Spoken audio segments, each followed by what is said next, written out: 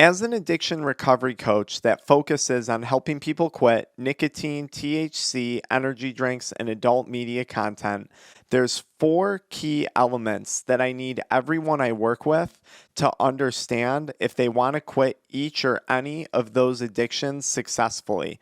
And I had to go through this exact same process, and I'm going to walk you through that exact process in today's video. If you haven't already, be sure to get out a pen and paper and take notes. I promise this is a video worth watching all the way through and taking notes on. The first key concept, or the first thing that I have to understand about a person, or that you should strive to understand about yourself and your addiction, is the reason why you smoke weed, or the reason why you vape, or the reason why you consume alcohol. And what you want to do is you want to try to identify 5 to 7 benefits or 5 to 7 perceived benefits for your consumption of that substance. So why is it that you smoke weed? Is it to relieve stress? Is it for pain relief? Is it out of boredom? Is it because it makes the social setting more fun? What are 5 benefits, or, and I want to emphasize the word perceived, what are 5 to 7 perceived benefits of smoking weed? That's where we have to start. And that's super important because in order to move on to step 2 and successfully help someone quit using a substance, we have to identify the benefits or perceived benefits in quitting using that substance. And this is super important because if the benefits of continuing to use that substance outweigh the benefits of quitting, or if the individual is under the impression that there are no benefits to quitting, or if these are relatively weak appearing benefits, we're going to have a really, really hard time actually getting that person to quit. As human beings, we have a strong aversion to loss. And if we quit smoking weed or quit drinking alcohol, if we perceive that we're going to suffer a loss, chances are we're not going to make a change. And statistically, the perceived benefits of quitting have to be 2.5 times greater than the benefits of continuing to smoke weed. Now, this gets a little bit tricky on this second step when we're trying to identify the benefits of quitting weed, because for many people, myself included, I had no idea what those benefits were going to be.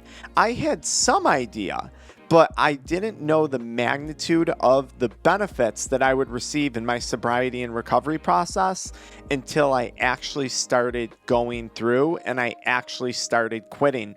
And I think this is one of the things that makes quitting an addiction so challenging. Let me give you an example to this. So let's say you go food shopping and you go to the same store each week to buy your groceries. There's benefits to going to the same store. You know how to get there, you know where the food is, you know what the prices are going to be, you know when it's busy. It's a very, very comfortable situation going food shopping at the same store each and every week.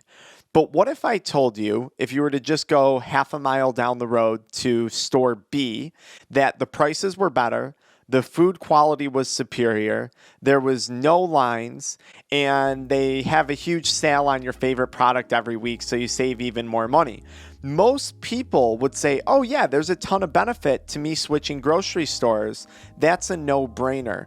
Unfortunately, when it comes to quitting a substance, because our mind is so consumed by the facade of addiction, those benefits aren't so apparent. So we have to work really, really hard at identifying what are our current benefits to continuing to use this substance and what are the potential benefits of quitting using this substance. And when you go through this exercise, I really want you to take some time and identify, is it a real benefit that you're receiving from smoking weed? Does it really cure the boredom, or does it just make you content with being bored? Does it really help with stress, or are you just suffering more stress, more anxiety, and more depression from the consequences of addiction, damaged relationships, damaged finances, whatever it may be? And this is how you're going to strengthen your perceived benefits of quitting. Now, the third thing that we have to help a person realize, or that you yourself has to realize, is what is the risk in not taking action? Because there is a risk to not making a change. If you're stuck in active addiction, I think it goes without saying, if you continue down this path, it might not be good at the end of the road, right?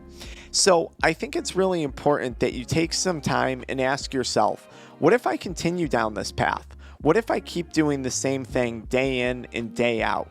Am I going to be comfortable a year from now, 2 years from now, 5 years from now? Because remember, a lot of the benefits that we get from quitting an addiction, they're a form of delayed gratification. They're not going to happen overnight. Chances are we're going to suffer some withdrawals. We might go through a period of anhedonia or post-acute withdrawal symptoms. The benefits of quitting, we're not going to experience for a long time. But if we don't take action, the consequences of continuing to pursue our bad addictions, our negative addictions, smoking weed, drinking alcohol, watching porn, those might be pretty serious, and you might already be suffering from those right now. Now, the most important step is the fourth step when it comes to quitting an addiction when I'm working with a person. It has to be on that person's terms. It has to be your choice. When I speak to someone, I can't force them to quit.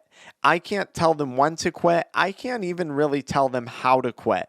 They have to quit on their own terms. Now, I can help them put together a plan.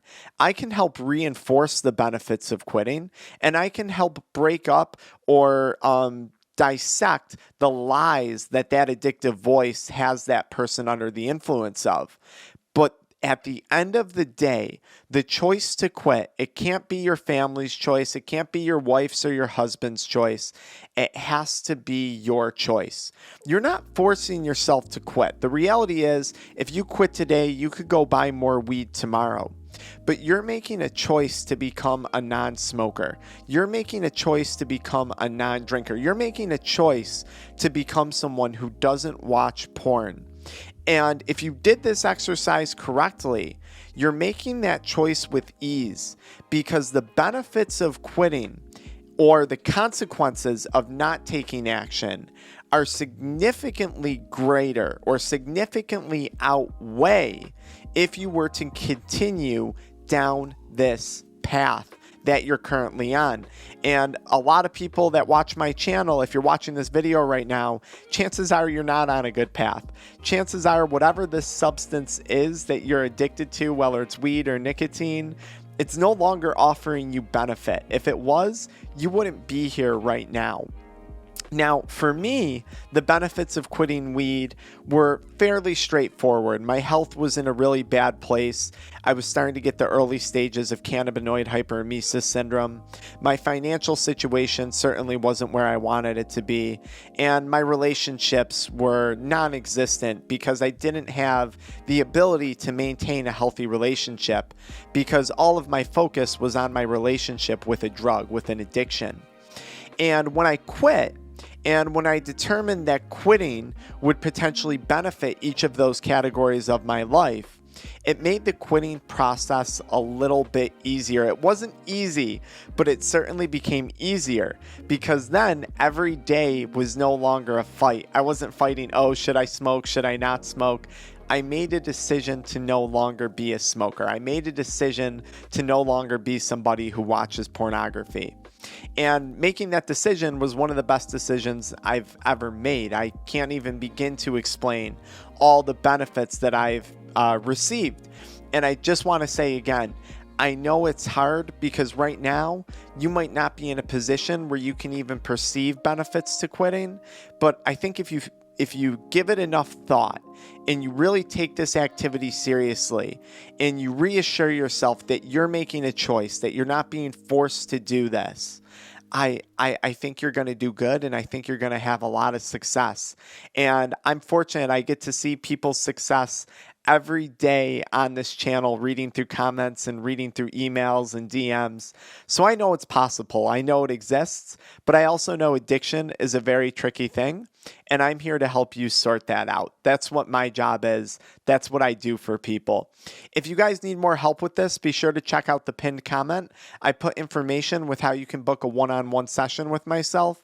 And I also put a section for a free course on quitting these substances. I'll see you guys in the pinned comment.